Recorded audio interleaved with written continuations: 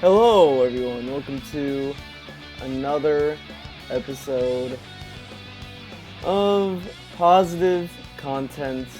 I know I did not upload a video yesterday, but I did a stream yesterday, so it all worked out in the grand scheme of things. Hopefully the mic does not go out. It seems to be working now. Hopefully it doesn't go out like it did during the streams. I'll try to keep an eye on the volume bar to make sure. If not, what can you do? What can you do? Okay, so what am I going to be working on today? I was kind of thinking of continuing this Makoto piece because I like Makoto. She's a cool ass character. So I will work on this a little bit, and then we'll go between pieces as always. Let's make this a little bit bigger.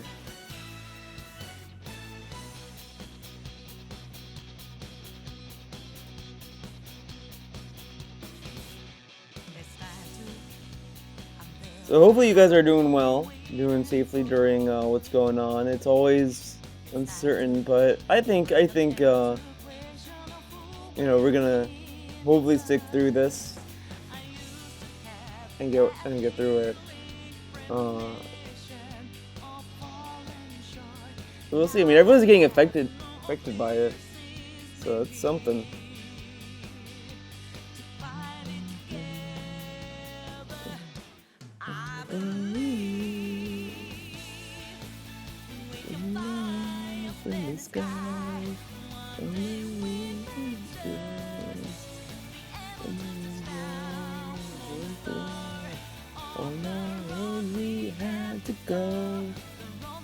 This song is like really good. I really like the soundtrack to Persona 5 Royal.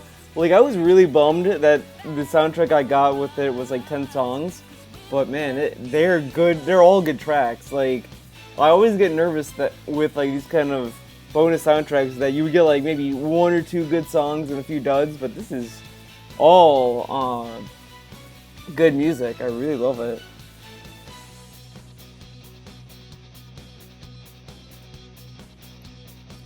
And I don't know where it is in the game yet. I haven't heard the song yet. And it's so good. So good.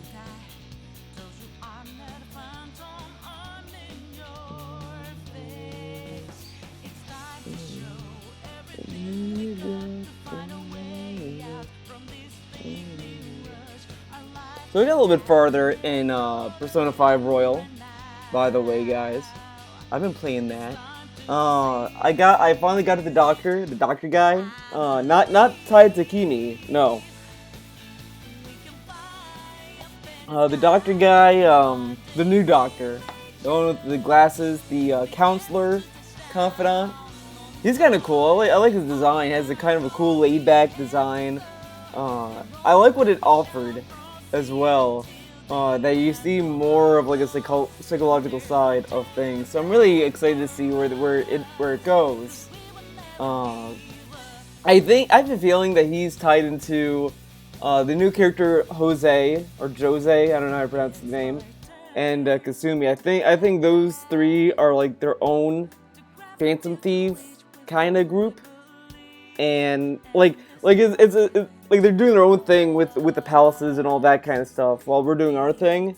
And I think eventually, obviously, our paths are gonna cross, and it's gonna be whatever, because Kasumi literally says that she's doing something else that's unrelated to the Phantom Thieves, and that she doesn't agree with what they're doing. And I think for her to have that opinion that she doesn't agree with what they're doing, I think she understands something about the palaces and all that they don't know, because there's stuff that Jose introduces that even Mona doesn't know. So it's gonna be interesting to see where this goes, which I like. I like that there's this air of mystery with it. It's an angle that Persona 5 only had going in one direction. Because Persona 5, you only had that mystery with Mona, like, oh, what's his deal? What's going on here? But here it's like, okay, we're gonna have more things going on that you just don't know, and I do like that. You don't know what's going on with Kasumi, you don't know what's going on with her deal, and all that kind of stuff. So it's interesting to see where this goes. I am curious, like, is Persona 5 canon to the like you know when Persona 5 Scramble comes out? Scramble is like a sequel to it. Is it gonna reference um the developments of Royal? Because Royal is introducing whole new things. So I don't know. I don't know. Hopefully we get some answers. Assuming that Scramble's coming to the States. We still don't know. Still don't know yet. I hope it does. I'm low-key excited. Like I was talking to my friend about it. He was kind of bummed. But I think a lot of people were at the start, but you know, I've been trying to tell him I think it's gonna change everyone's opinion on it. Like I don't mind Mosu games. From my understanding, they're like Dynasty Warriors. And that I don't inherently mind. My only issue is that like there's just parts of it that just kind of feel unfair. Like in Hyrule Warriors and even Fire Emblem Warriors, they have the same issue where like you take care of one base and then you go on to something else, and then you know the other base falls, and then you know in Fire Emblem Warriors, for example, as well, I'm supposed to be doing something and I don't know what I'm supposed to be doing in that game. Like there's some objective I have to do, and I think it's, and I don't know if I beat it, and it's like this was just a headache to deal with because there were over-leveled enemies as well, and it's like I can't really focus on half the stuff because I had to focus on that. I hope Persona 5 Scramble doesn't do that kind of shit, and it just kind of lets you do stuff. If it has online co-op, that'd be great. That would be great. That would be fun. I would like that even more then, but I don't think it's gonna have online co-op. It's really lame, like games that that introduced co-op. Like the only co-op mode I think is fine to be local only is the co-op in Indivisible, because that you know the game was mostly single player. Like this co-op thing that they're doing for that game just feels like a bonus to what they're doing, which is interesting. It's very interesting that they're throwing in co-op. I wouldn't expect Indivisible to even get it. You know, I heard like. Stuff that like Mike Z was just, you know, fucking around doing multiplayer stuff with Indivisible just to see if he could. And I don't know if this is related to that little thing he was doing or unrelated, you know, because I think what Mike Z was doing competitive multiplayer with Indivisible, just to see if he could, you know, design it. But I don't know if it's if that's what came of it, that it became a co-op thing or what. I don't know. I just remember hearing that Mike Z was just fucking around doing multiplayer stuff with Indivisible. That wasn't like promised at all. Like they were saying like he was doing it, and it wasn't part of the Indiegogo. There was no promise of it. It was just he was just doing it just to do it. And I don't know if this is what the product is, which is cool because it really does show that like the development team really care about the game they're working on. That they do that kind of stuff. Like, you can definitely see that there is some love put into Indivisible. You know, a lot of people, like, said that it's not as good. It's not as good as Valkyrie Profile. I just kind of... I never played Valkyrie Profile, so I can't really attest to that. But I always figured if you like Valkyrie Profile, you're gonna like anything from Valkyrie Profile. But Indivisible is its own game. Like the developers just said that it takes inspiration from it, doesn't mean that it's going to copy it 100%.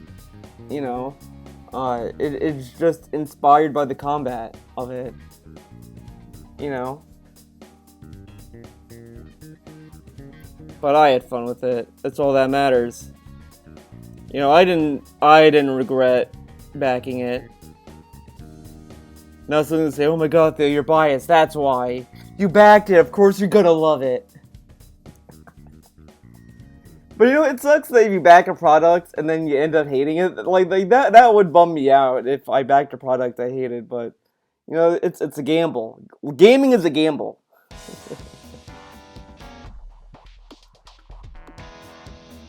Gaming is a gamble. And I have played more Resident Evil 3. And that game grew on me. You know, I still don't think it's as good as RE2. I think RE2 Remake is way better, but RE3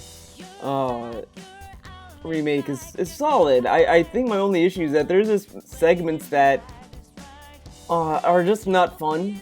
Like the spider part where you're trying to hit the generators, turning them on, and then the sewer part when you're trying to get the grenade launcher. Those two parts sucked. I hated them.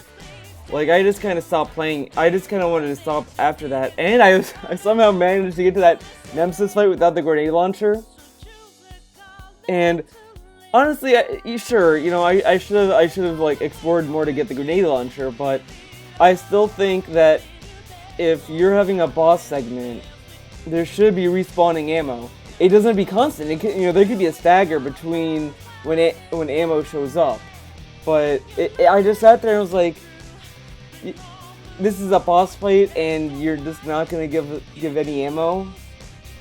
But whatever. I got through it because I went back to my. I had 2 save files for some reason. I don't know how I got the second save file. Honestly, it was. Don't ask me. But that saved my my playthrough. I almost had to restart the whole game, and that would have killed me. But I got through it, and now I'm at the hospital. The hospital's pretty cool. You know, that kind of is what drove me to go back to Resident Evil 3. Was I like the hospital lab setting in Resident Evil? I always love those settings. You know, the police precinct was cool. I like that. I like the mansion. I don't like you know, swamps, sewers, that kind of shit.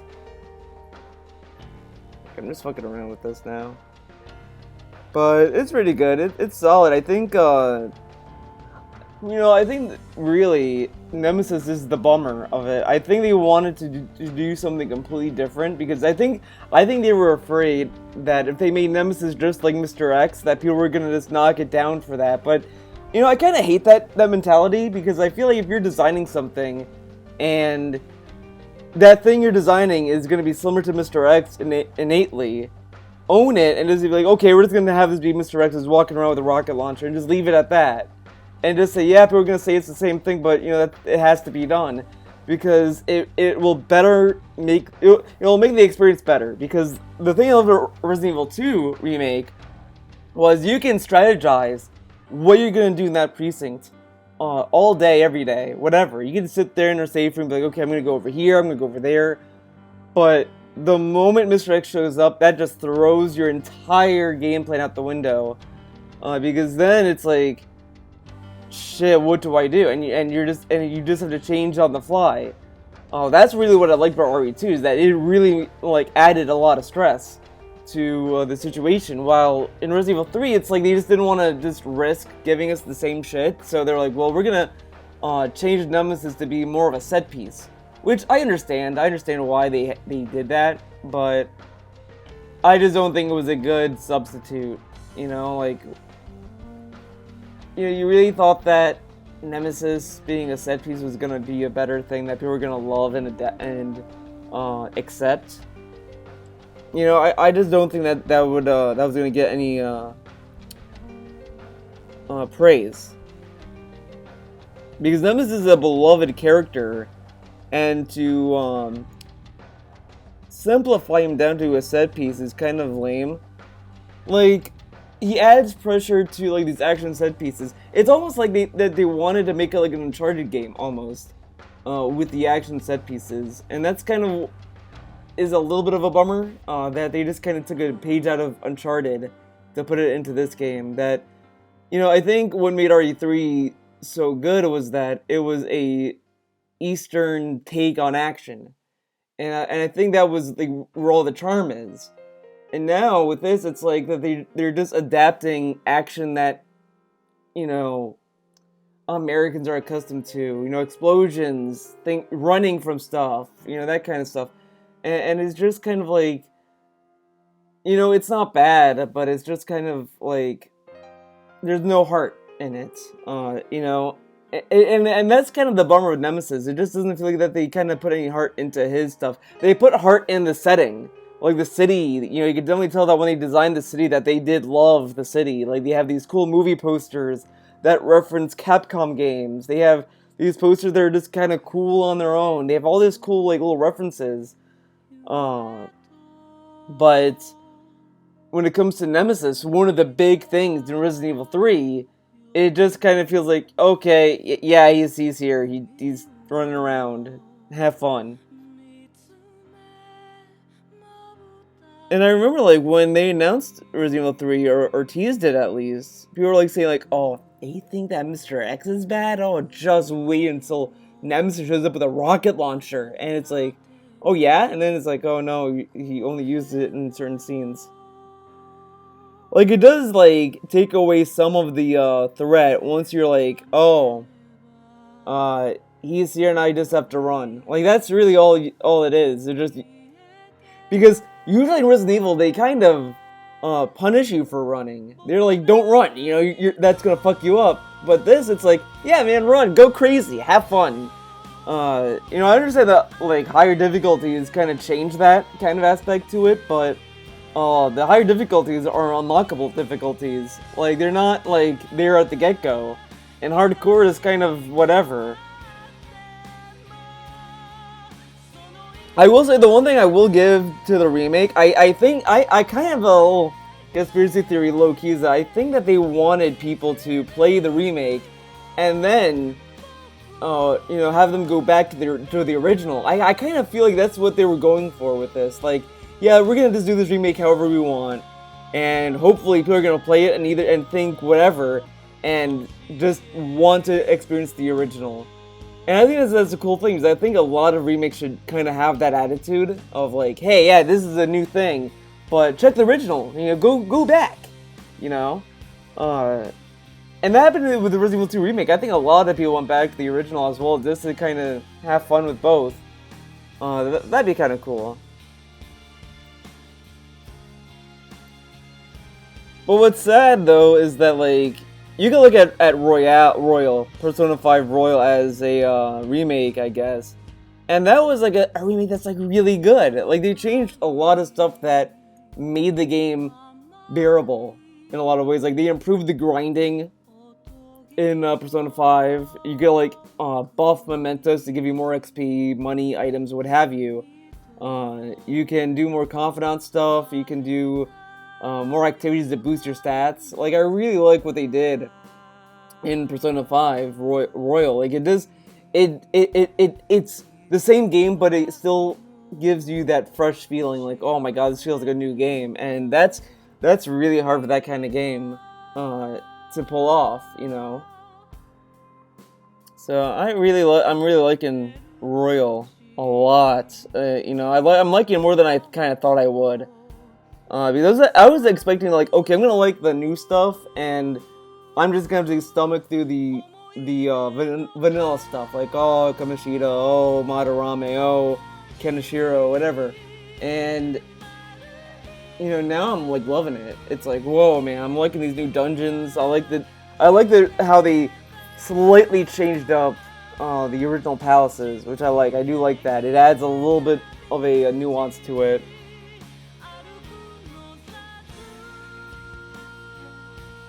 I still don't know what will seeds do. I think give them to Jose, but I just don't know what they do.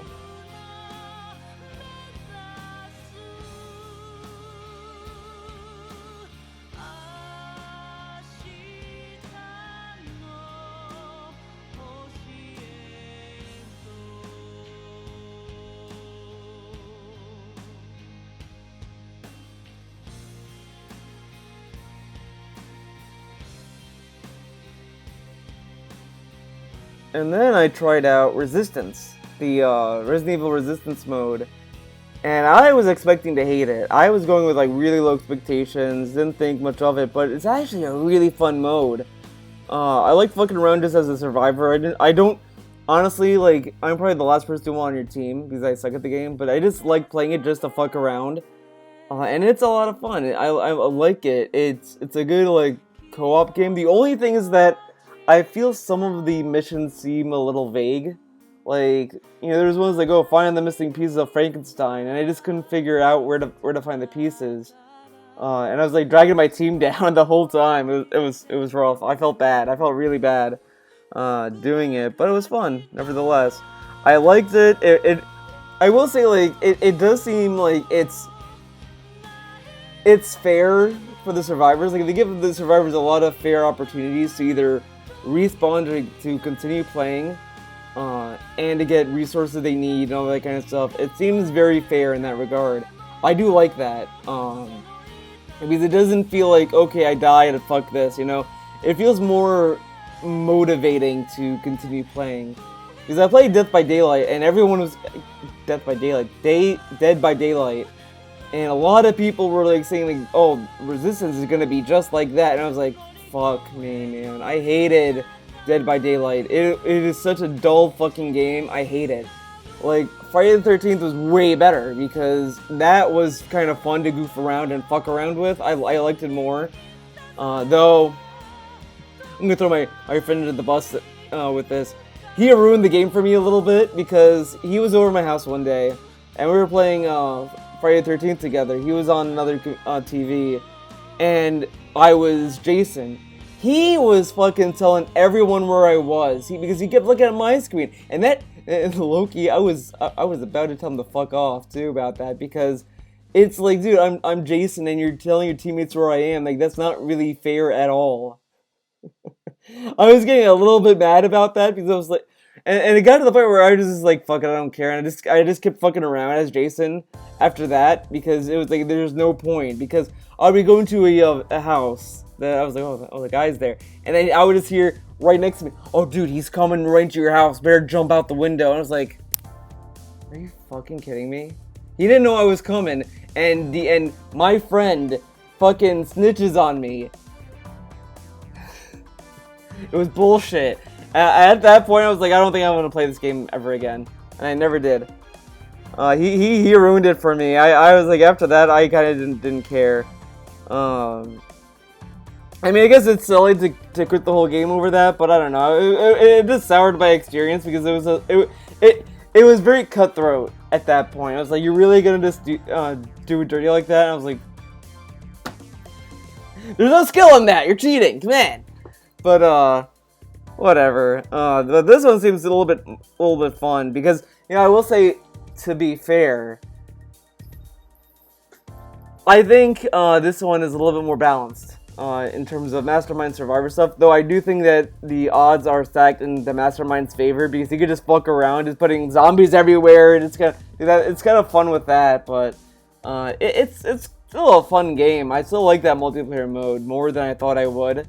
I wouldn't miss it if it goes offline. Like, if they were, like, announced tomorrow, like, oh yeah, the multiplayer did so bad, they were shutting the servers down, I wouldn't cry over it, but, you know, for it to come with Resident Evil 3, it's like, it's cool, it's a cool little mode.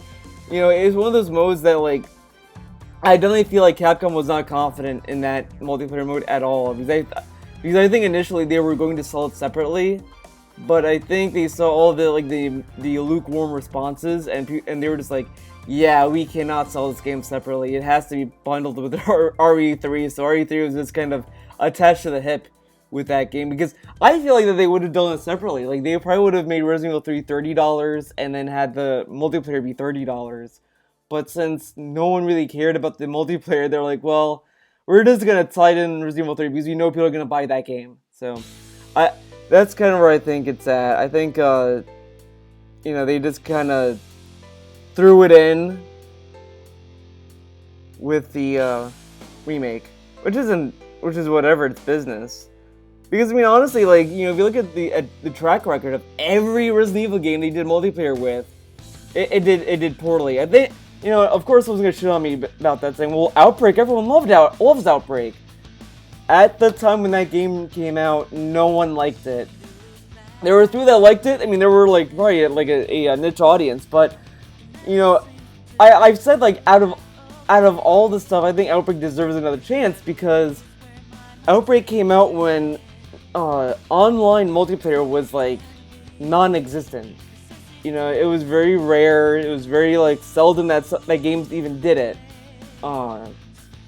And, you know, no one really focused on it, so, like, you know, no one cared about it. But now we have this infrastructure of online, and, you know, there's all these dedicated servers now. There's people always going on. People are paying for online multiplayer, all this kind of stuff. I think now is the time to give Outbreak another chance. They should remaster those and say, okay, we're just gonna put them out. You'll have server support and all that kind of stuff. You can have fun with it, and they should do that because like we have the capabilities to do better online than it was back then. So it's sad that Capcom's not even trying that.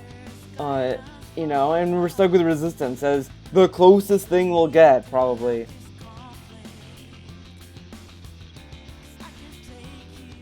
Now here's a hot take for you. Everyone's gonna like moan about this one. I did low-key enjoy Operation Raccoon City. I don't think it's a great game. I agree it's not a good game, but I played it with my friend and it was a fun time. I think it's a little clunky in the gameplay department, but I liked playing as the Umbrella Forces. I loved you know, the dark choices you can make.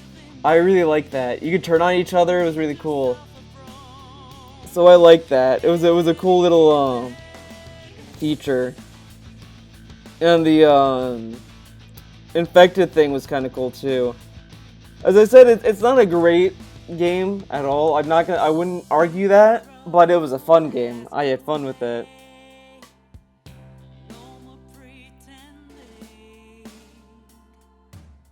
I'm gonna move this closer. I keep forgetting I'm doing a video, and I should move this closer so you guys can see the rear canvas.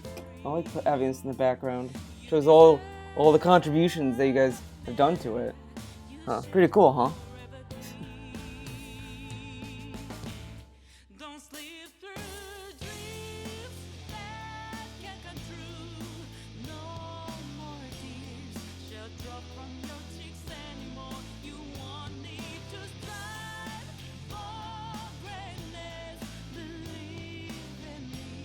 Man, this song is so good. Oh, can't get over it.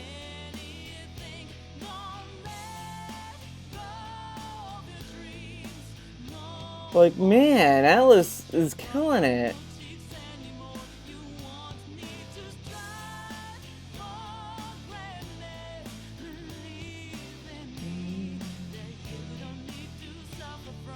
They did a concert for Persona 5 and it never came to America, unfortunately. It was only in Japan, which is bullshit. They should take it all over the place.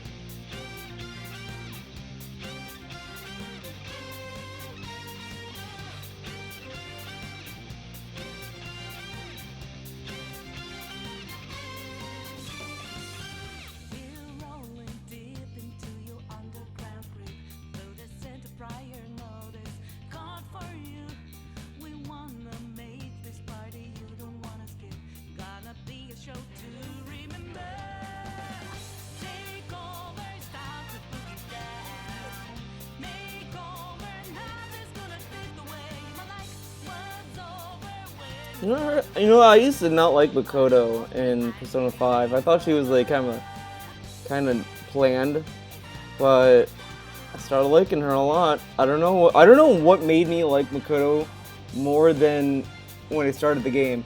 And you know, of course, you might say, well, that's because she was not in your party. Then when she joined your party, then you liked her. But it's like, I don't know what it is. I think what I liked about Makoto is I like her eyes, red eyes. You know, always look cool. That's what I like about Sainijima as well. So he has the same red eyes. It's you know, cool color. Red is always a cool color. I like red. Like that's what I like about Kasumi as well. Like her hair color is pretty cool. I don't like orange, like ginger kind of hair color. I don't know why. Don't ask me. But I'm all for red. Red's pretty cool.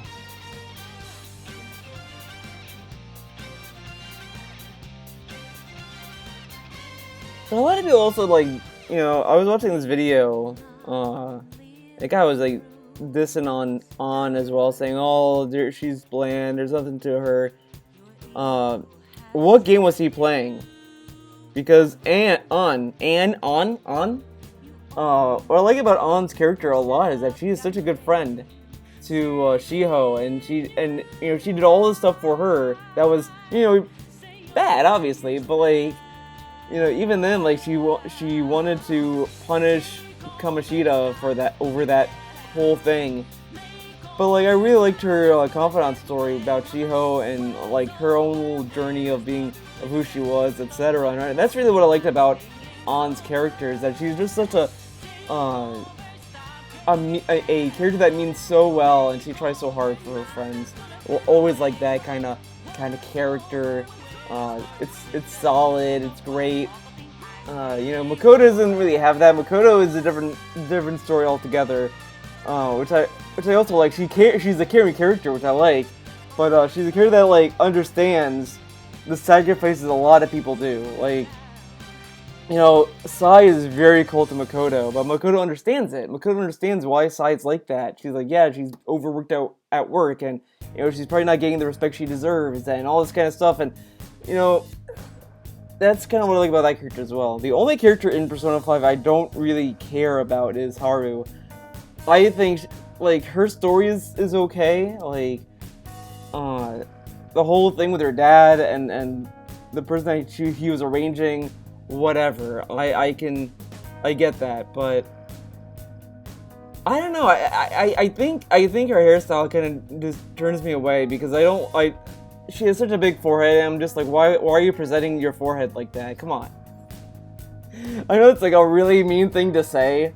I don't mean to be mean. I don't mean it, but it's just kind of like I just didn't really feel anything. I just also don't like her sweater.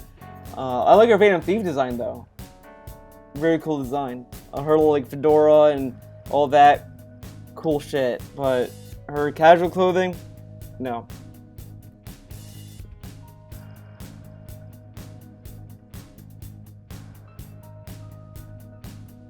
This is a good song too. Well, it sounds like they're getting down to business. Dun, dun, dun. Again, I don't know the context of this. I know this is like Mementos, I think. Upper level. Which is weird. How would it have an upper level? Dude, you don't see stairs going up. Come on. Part of me wants to challenge the Reaper in Persona 5, but I never do, and I always get scared when he's around. But because I don't know like where's it gonna lead when load up a save. The only thing I could think of is just go to like a save room, save there, go down and just fuck around, and then wait until the Reaper shows up and see what happens. I might do that one day just to see, but I want to do it when I'm like at a competent level, because right now I'm like beginning of the game. You're gonna fight the Reaper, okay.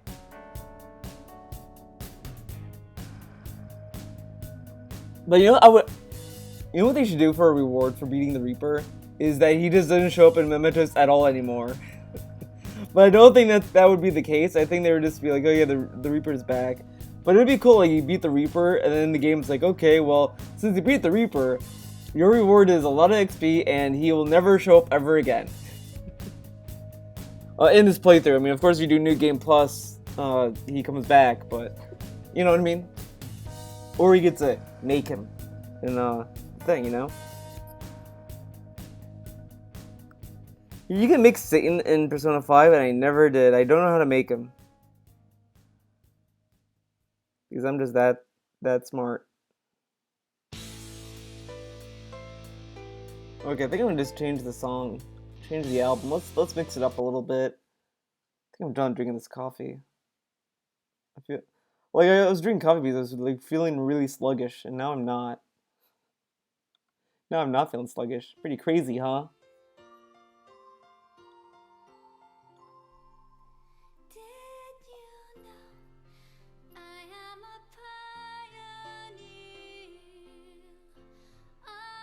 Okay, I think I'm gonna take a break from Makoto for a bit.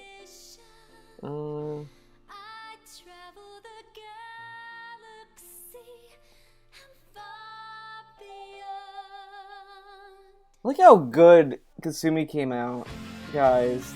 This is crazy. This is crazy how great she came out.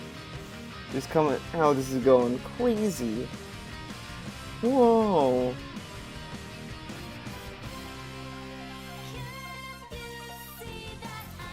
Pioneer. Oh my god.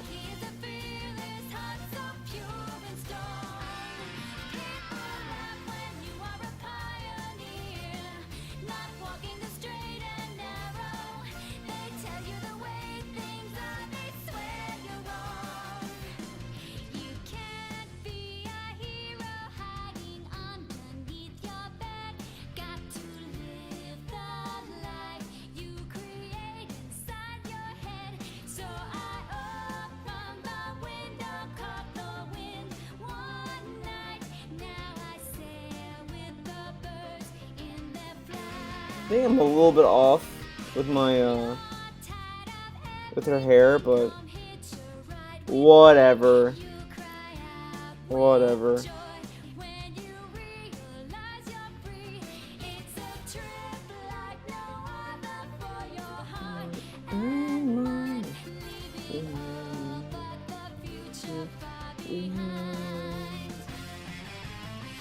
Someone say to be for here. We are pioneers. Did you see that we're a pioneer? In this focus, in the fire.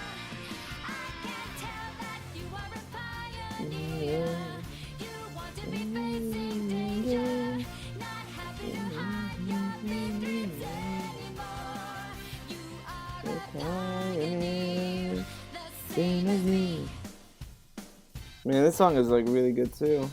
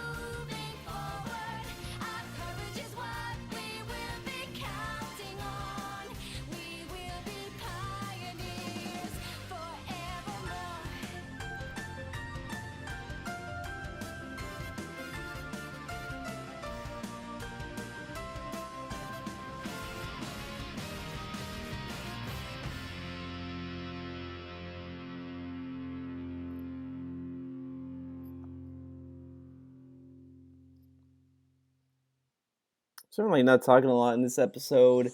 I'm just focused on this. I'm just trying to get stuff to come out.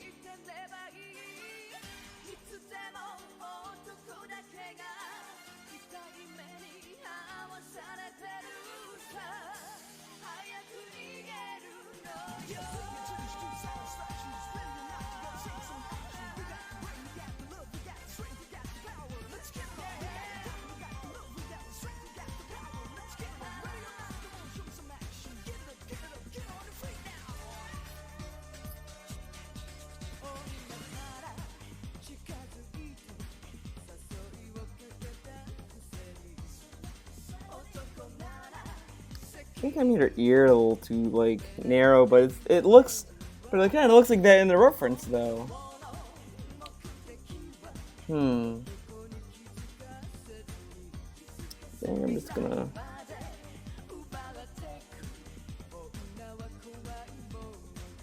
Let's do this.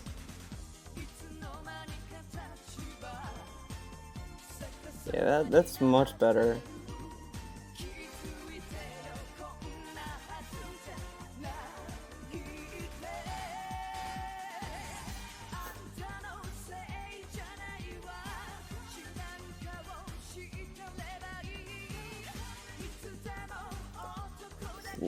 Like that.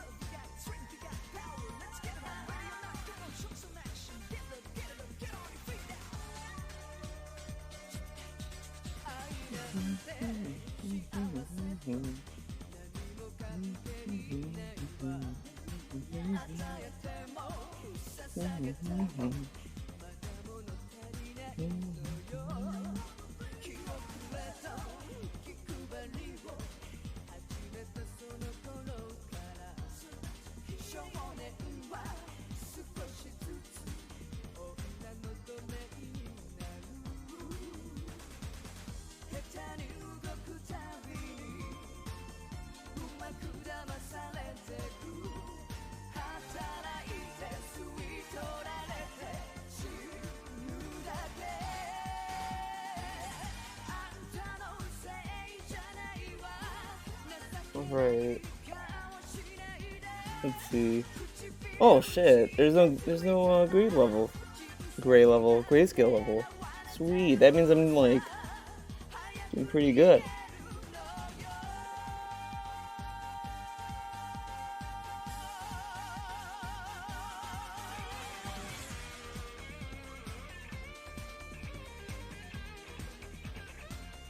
I kind of can't get over how good this looks. Like I've not felt this way about my own pieces in so long. Like it is like scaring me.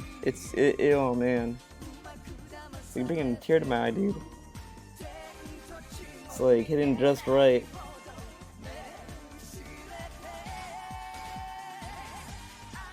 So beautiful, man. To cry. Speaking of crying, I was rewatching Gurren Lagann. Great anime. I loved it when I first watched it, and I like it more. I like it more now. You know, it really, episode 8 is just so fucking heartbreaking. Like, I don't want to spoil it because I don't know if anyone watched it who's watching this video. All I'm just gonna say, it's on Netflix.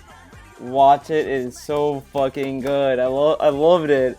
The only thing is that I think episode 4 kind of sucks. I don't like episode 4. It's just not a good story. That story in episode 4 is just not good. But everything else is great. I think after the time skip stuff, it drags a little bit. Okay, I'm gonna change this. Let's do this. Vaporwave. But episode 8 is really sad. It's a really sad episode. But yeah, the post time skip stuff it drags a little bit, but it's still really good. I like the show. I say watch it. It's good. It's solid. It's a solid show. If you like Kill la Kill, I think you'd like Gurren Lagann. You might even like Gurren Lagann a little bit more. Yeah, I like Gurren Lagann a little bit more than Kill la Kill. Kill la Kill's good, don't get me wrong. It's a good show. That's how goofy it is, but Gurren Lagann just has a little bit, like, it has stakes going in. Like, you know? Like, there's loss, stuff gets elevated in that. While, like, in Kill la Kill, like, it kind of stays the same. But I thought something completely differently as well.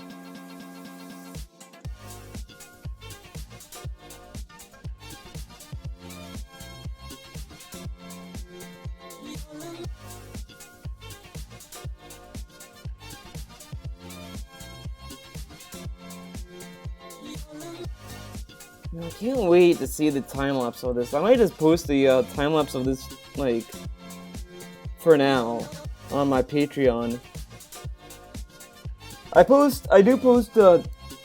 do try to post time lapse videos for my patrons. I just really haven't had a good one because a lot of these drawings are just like very quick drawings. So it's like, yeah, what time lapses there gonna really be for some of these? But I try to put some of them out. The time lapse stuff, I'm thinking of just making them public as well afterwards. There's some I should be making public, but I never did. But this one I'll make, and then I'll post this time lapse stuff after it goes to my Patreon. Gotta give them some perks, dude. You know what I mean?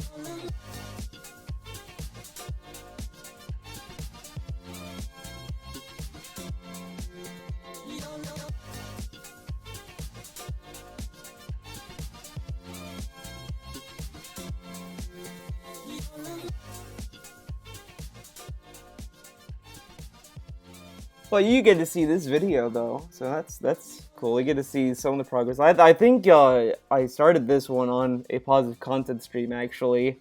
Now that I think about it, or just on a stream, something like that. So you get something out of it, I guess. You just find the right videos.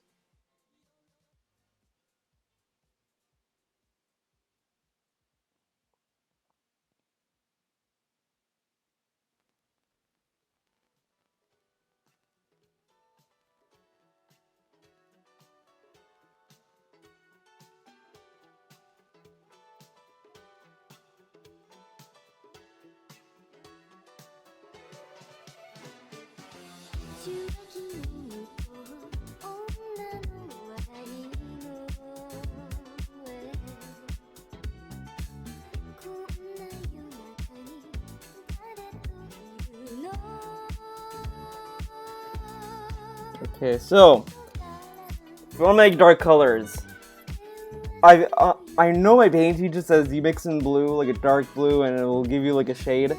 So I try to do that, and then I also try to go for like a red to warm it up a little bit.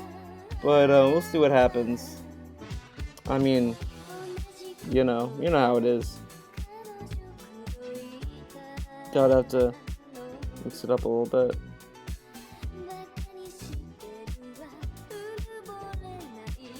Okay, that's actually good. I'm gonna make this really finite line here. Oh, line. This is a lineless piece, guys.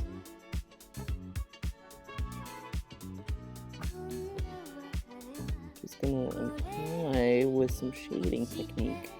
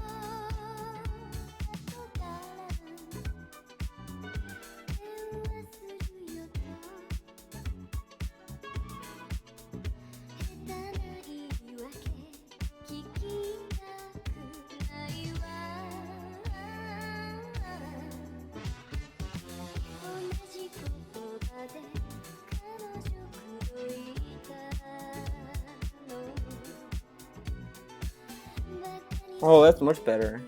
It's much better.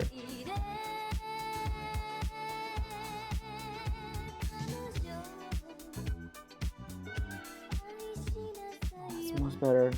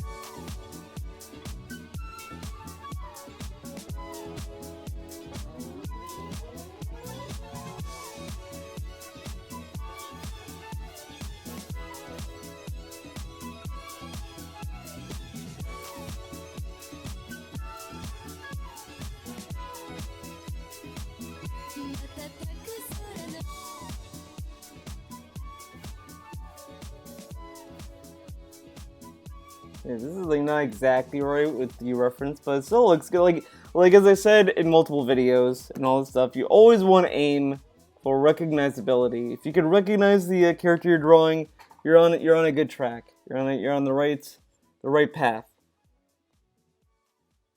I will say I am falling behind on the art challenge that I instituted on people. I saw one person post a submission for it, so we'll go over that in the next Artcast episode. Not Artcast, artist cor yeah, artist corner. If you ever do that again, uh, I don't know when to do those usually, and I don't know. We'll see what happens. We'll see what happens with the artist corner, but I think what I'm gonna do with these challenges is just make them just last a month instead of just like a couple of weeks, and then just have people like this kind of submit them if they want, that kind of stuff. I'm always trying to adapt and change the show, so you know, you don't have to feel pressured or like, oh shit, I slept on this challenge or anything. You don't have to worry about that. You know, the next challenge will be better anyway. I think the one I made is kind of bad. It's a bad challenge, so I'm not surprised people didn't jump on this one. I think the next one I'm gonna think a little bit more with poses, a little bit. But we'll see. We'll see what happens. I think if I'm gonna do a challenge, I should draw it first to see if I can do it, and if I can do it, anyone can. If I can do it, anyone can.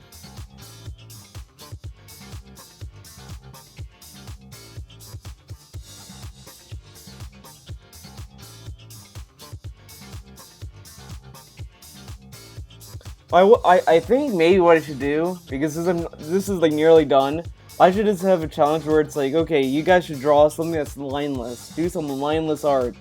No lines. And see what I get. I'm thinking of doing that. You know, it's not a bad one. It's gonna be rough because when you draw, you love drawing lines. You love this, but when you draw, you always want to draw lines. You always want to draw outlines of characters of what you're drawing. But I think it's a good habit, or at least an exercise, to draw without lines, so you can mold shapes and mold forms. You know, when I was taking a painting class, my professor at the time was telling the class, not just me, that you don't see lines. Obviously, like, you know, in real life, looking at yourself, you don't see outlines, obviously. So when he was telling us when you were painting or drawing, it's like, you know, you always have to, you're going to erase the outlines, and the shading is going to be what forms the form. So I think it's a good exercise to do lineless art time to time. And I was like thinking about that with sometimes I've been doing some paintings on Clip Studio Paint and Procreate. Oh, I should do lineless stuff because it kind of looks weird and interesting. But I never really stuck with it. Then I saw Meryl Cartwright do lineless artwork, and I was like, I should try that.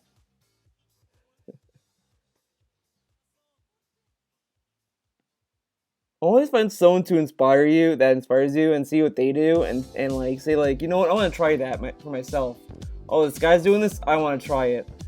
Always get like motivated from people. Same thing when you're making videos. You know, see what other people do with videos and just, you know, try it for yourself. Now, I'm not saying to copy or to plagiarize whatever other people's work, but just see what they do and then try to incorporate that into your own work and try to mend it and mold it. You know, a lot of learning is imitation, and you don't learn without imitation a little bit. You know, you get that repetition, you get that into your mind, but then you also want to get that motivation to push it, and to really flex what you've learned and what you love. You know.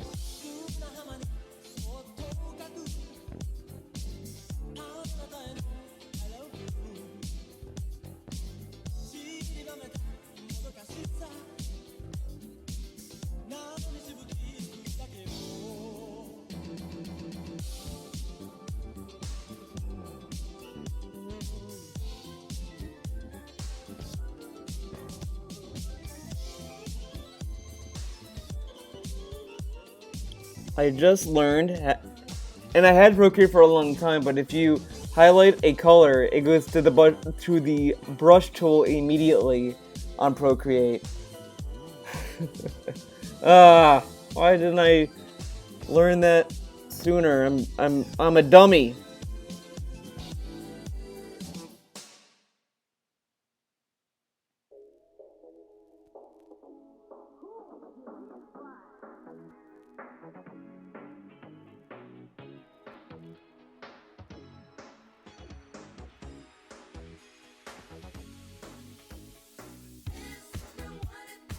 Oh my god, the dual audio in this song like really fucked me up a little bit.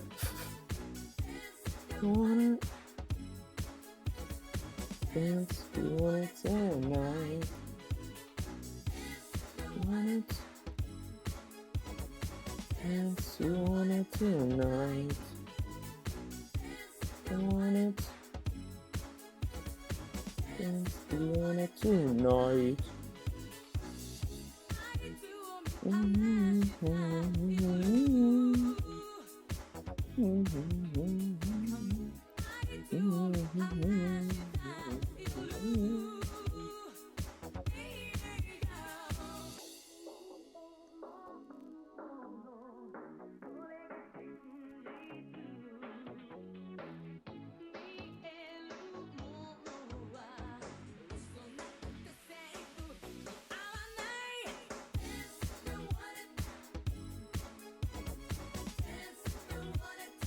Always get something down. One of that same professor also like we were doing this assignment to do a painting. Is he gonna show you that? Well, I'll take a picture of this painting and I'll post it on social media soon. But probably before this video goes up. But I was doing this painting and the whole point was to do a collage type design. Where it's like you're just gonna find something to do and just keep stacking onto it and seeing how far you can take it, etc. And I had trouble figuring out what I wanted to draw or paint, I should say. And he was saying, "Hey, just so you know, if you don't have anything on your canvas by the end of class, you're gonna get a 0." And I was like, "Oh shit!" And I started busting my ass. I was like, "Okay, I'll just put paint on it. I'll just fuck around." And and it kind of looked like the Windows logo for a while, and it changed completely now if you look at it. I used to have like a mousetrap on it, removed it because that was like, not even relevant to what the assignment was. It made no sense with what it was asking of me. So I was like, oh, I don't know what to do. So I kept pushing it, etc. But yeah, I still think about like him telling me, hey, you need to put something on the canvas. Just put something down. And that's kind of where like a lot of this comes from. Like, if I'm struggling on a color, it's just I just think about it and say, fuck it, I'll just put it down. Like that's why like the skin tone for this was a little bit wonky at first for the shading tone, but I was like, I gotta put something down. I have to put something down to visualize, where the darks are gonna be. I know where the darks are gonna be. I don't necessarily know where to find them within the color values, etc. But I should just put something down just to see it and go from there and try to get as close as possible as it and just keep whittling away at it. Oh god, I gotta if I get that. So that is the other thing that I think is helpful advice. If you're doing painting, digital painting would be great for this advice, but drawing, whatever, put something down and always work from that. Be it find a color that's close to what you're looking for, get something that's close, and just put it down. Put something down, see what happens, and go from there. If you don't put anything down, you're not pushing yourself. You're not challenging what you're doing. So always put something down. Always take that risk.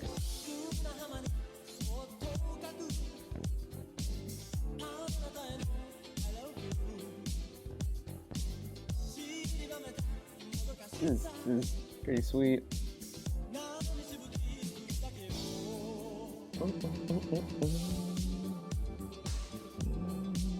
I'm gonna kind of touch up on the eyelashes a little bit.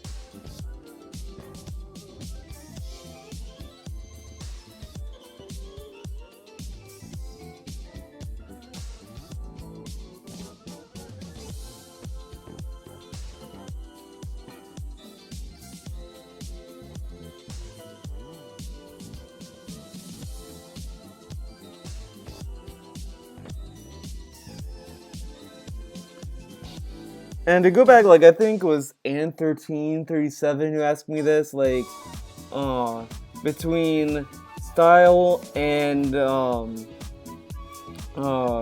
drawing what you see, what's more important?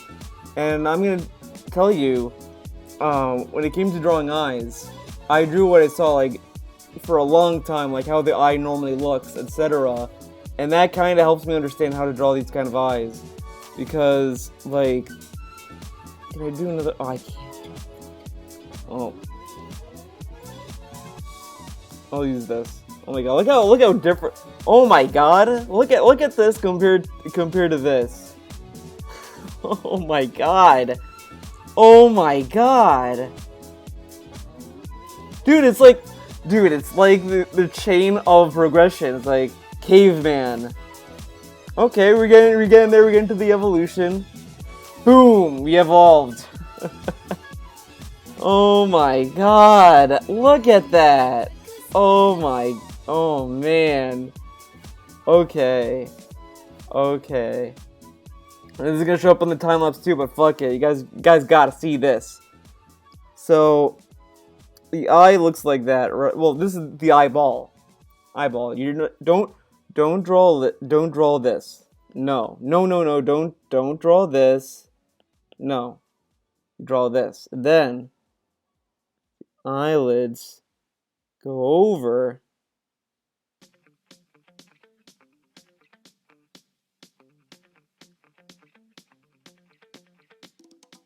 Now see how like this corner and this corner are like the most expressive in the swoop and shit. Like that's a good way to understand like the perspective of the eyelid. You know, like oh my god, I can't do it. I was gonna show myself the goal, but it doesn't work. Doesn't work. I look like a fool. But you have that. Then you have the eye just sitting in there.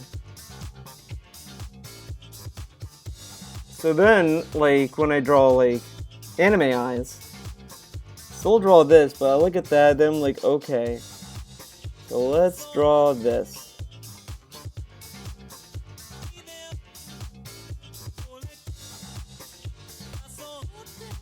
And then like, you know, sometimes like they tilt it, so let's just do it this way. Do it with this. They might tilt it like this, you know, whatever. So that's how you draw an eye. And then like once you understand how to draw a real eye, you can kind of do these little exaggerations that a lot of the anime eyes are. But if you don't understand an eye, or how it looks, or you know what you see when you look at an eye, you're just not going to understand what, you know, how do anime eyes look so good, you know? Because a lot of this is that a lot of these artists that do this kind of stuff, they have a whole like portfolio of like good drawings of stuff, and then they know what to exaggerate, what to express. Because in Japanese anime, or just anime, whatever, they make their eyes big so it could be more expressive. They put a lot of expressions with the eyes, so that you can kind of see immediately what the character's feeling, etc. While like, you know, in a lot of Western cartoons or whatever, they keep their eyes just normal and small, and you know the eyebrows are the expression part mostly, etc. But with in Japan, or just in this kind of anime style, they make them big so they're very expressive and stylized. Like a lot of them convey. You can learn a lot of a character just by looking at their eyes. Like Satsuki Kiryuin from Kill la Kill, her eyes are very clear cut. They're very like sharp because she is like a, you know, she's kind of like a lioness a lot of the time. She's very like predatory. She's very focused, straight line, no nonsense, and her eyes kind of reflect that. That she's like no nonsense. You know that immediately just by looking at her eyes. If I show you a picture of Satsuki without you even knowing what Kill la Kill is, you'd probably assume she is probably a very serious person. You know, that's why like when you see Mako in Kill la Kill, she has these big eyes because she is like goofy. Like you see that, you know, immediately she is the comic relief. So you learn a lot just by looking at the eyes in a lot of Japanese cartoons and all that kind of stuff. Which is like really cool. It's a very cool little trick, a little tricky trick. that they do to get away with it. Can you believe that? Can you believe that? They do crazy eyes that they can get away with it.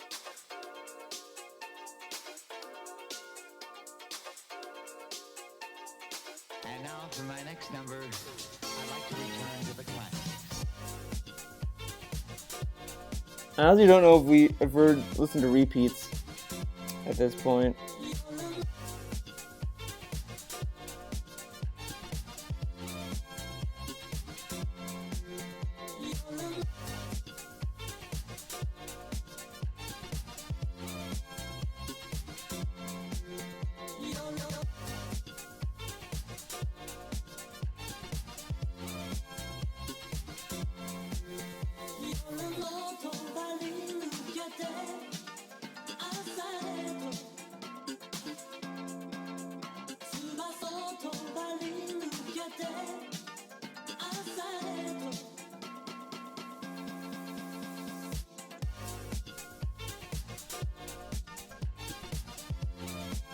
I'm still using like the color to fix my lines. That's also a good tactic to know. Like if you make a mistake with drawings, and you can only color over it so much, but always color over stuff to kind of refine it. You could do that. That's another tactic to fix little accidents you might make when it comes to painting.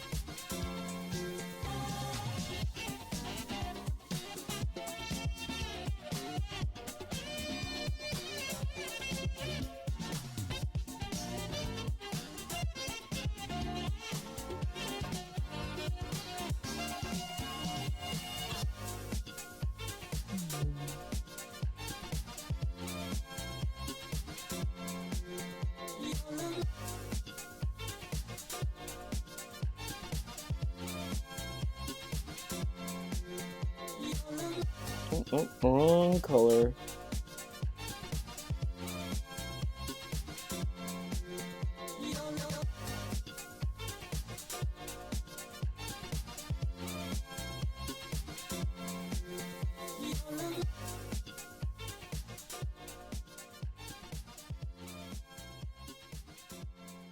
Oh my god, this looks really good.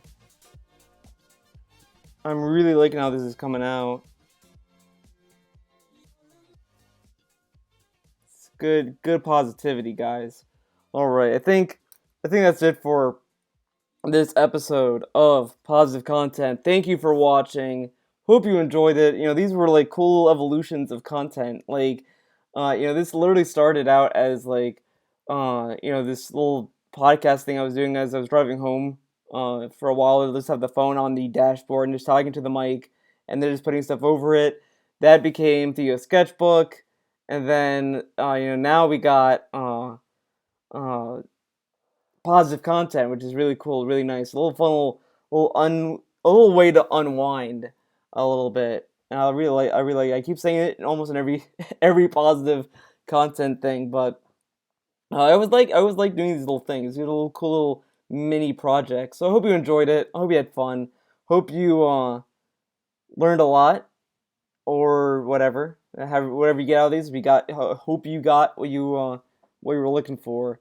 Uh, Again, stay safe, everyone. Stay safe, stay healthy. Uh, you know, do what you must. It's rough out there, but hopefully you guys can relax and have a good a good week as well. Hope you and your family are safe. All that good stuff. Uh, you know, it is what it is. We just have to make the best of what we have. If that makes sense. Hopefully that makes sense and all that. But I will see you guys next time. I hope you enjoyed this video. See you in the next one. Have a good week, everyone.